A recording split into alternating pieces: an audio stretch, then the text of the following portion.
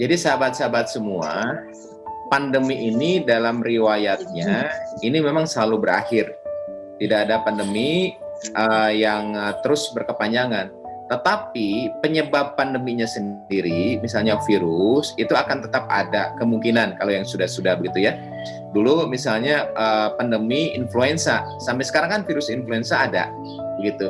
Dan ini virus influenza 200 tahun yang lalu kalau nggak salah ya, ini sangat membunuh, sama seperti SARS-CoV-2 ini. Tetapi ketika daya tahan tubuh kita ini sudah terbentuk, maka flu itu kan dianggap biasa. Oh ini flu, langsung bawa ke IGD. Nah kan nggak kayak gitu. Sama seperti mungkin nanti ya berapa tahun ke depan, oh ini SARS-CoV, COVID, bawa ke IGD. Nggak juga, mungkin saat itu. Nah yang jadi pertanyaan adalah apakah waktunya itu kira-kira kapan? Jadi sahabat-sahabat semua, terjadinya mutasi ini merupakan salah satu faktor di mana imunitas kita itu akan terangsang berkali-kali sehingga menimbulkan antibodi yang sangat berbeda-beda dan beragam begitu. Nah, kapan sebetulnya ini varian itu berhenti? Banyak teori nih, Kang. Salah seorang virolog di di Toronto, Kanada kalau nggak salah ya, dia berkata rata-rata vaksin yang sudah fix itu rata-rata ditemukan setelah 10 tahun kejadian, rata-rata begitu.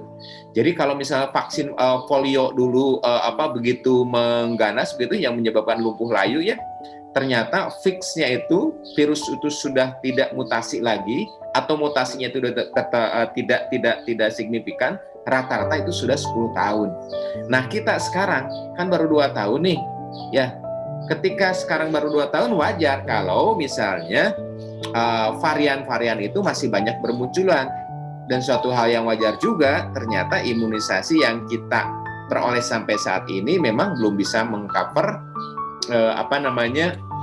varian atau mutan-mutan dari virus tersebut. Kesimpulannya, bagaimana agar kita ikhtiar supaya berakhir? Ada ikhtiar jasadiyah, ada ikhtiar qalbiyah. Di buku 7 keajaiban, saya sengaja tulis bagaimana ikhtiar qalbiyah itu sangat bermakna pada jasadiyah. Bagaimana syukur itu betul-betul bisa meningkatkan imunitas seluler dan humoral. Itu real.